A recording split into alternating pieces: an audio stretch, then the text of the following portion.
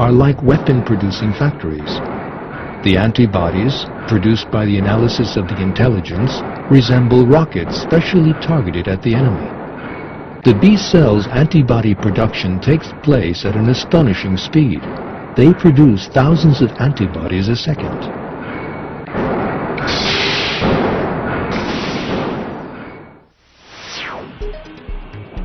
As we have seen, this communication between helper T cells and B cells is a very sensitive alarm code, calling the whole army to produce weapons.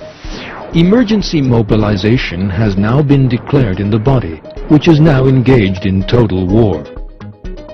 The defending army is mustered and soon made ready. With its three-dimensional protein structure, the antibody fits the enemy like a key in a lock. They will lock to a specific area of the virus or bacteria identified by intelligence and damage the enemy's biological structure. The invading germs will thus be neutralized. That is because the antibodies produced by the B cells are perfectly designed in the light of intelligence which reaches them.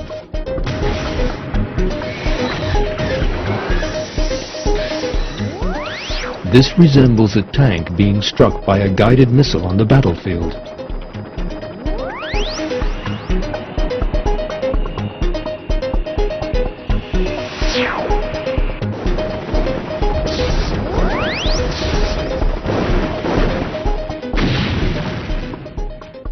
In this way, an antibody weapon uniquely tailored to the enemy is produced, to such an extent that an antibody produced for one virus is powerless against another.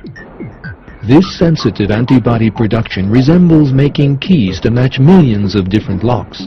However, the B cell, invisible to the naked eye, carries out that production with no mistakes.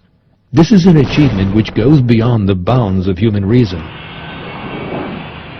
The helper T cell, which disseminate the intelligence about the enemy to all the cells, send another specialist unit into action: killer T cells.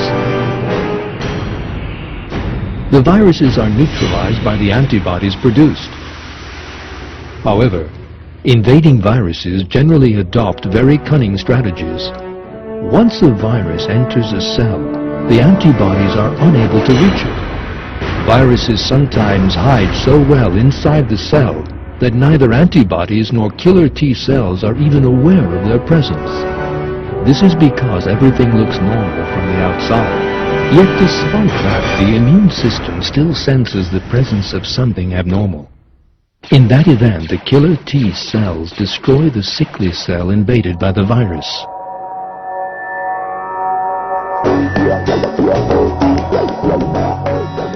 Helper T cells are not limited to warning killer T cells. They also call in the macrophages to clean the scene up without delay.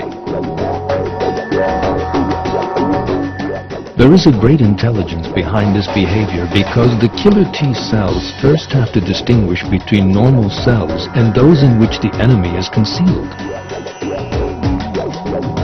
When they find an occupied cell, they destroy it by injecting a chemical substance into it.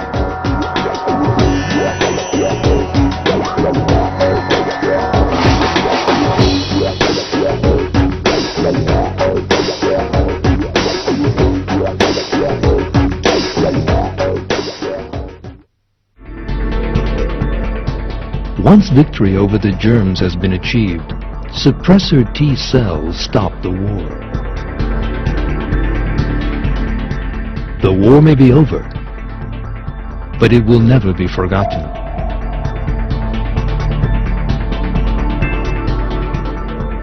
Some B cells which served during the conflict are given long lives and keep the molecular records of the past invaders. The aim behind this is to accelerate any possible war which might break out in the future. When the same enemy is encountered again, the appropriate weapon to deal with it will be produced in a shorter space of time. Memory cells live longer than other cells. Furthermore, they divide at the end of their lives, and the information about a past war is handed on to new memory cells. Thanks to these properties and the information in their memories, they protect a person against disease for years. Thus, a person who catches a disease as a child can never catch it again. The fact is, however, that it is impossible for a cell to set out a long-term strategy and then decide to store information. This is not an ability developed by the cell, of course, but a property given to it by Almighty God. Do not be grieved by what they say. All might belongs to God.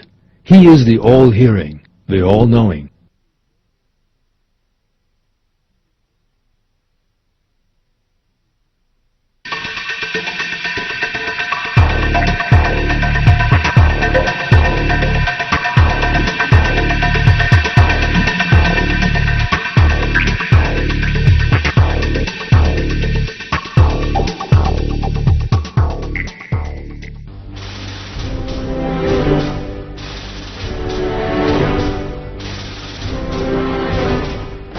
A great war is waged against any germ entering our bodies.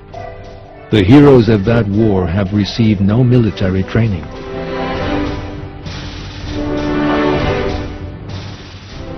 Neither are they possessed of reason.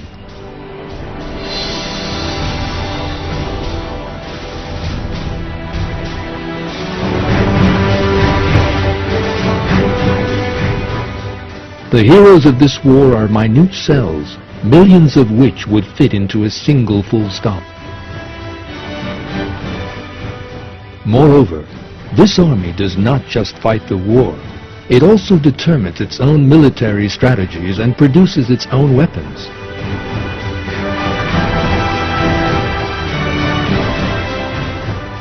If all these processes were under our control rather than that of ourselves, we would never cope with the immense organization involved. For that reason, it is clear that one cannot expect cells or organs to possess such qualities as mutual communication, agreement, planning, and acting with a perfect organization in the light of those plans.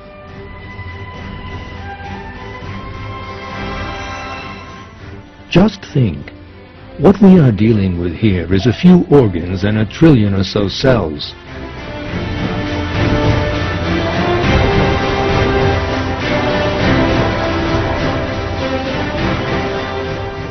It is certain that a human community of 1 trillion individuals could never perform such a difficult task as mounting a defense without making any mistakes, forgetting anything, and causing chaos.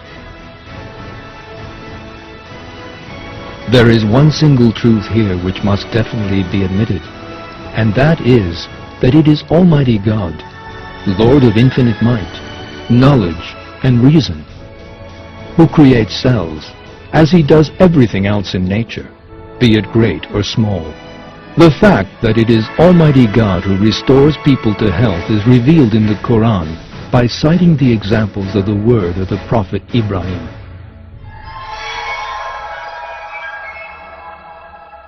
He who gives me food and gives me drink, and when I am ill, it is He who heals me. He who will cause my death, then give me life. He who I sincerely hope will forgive my mistakes on the day of reckoning.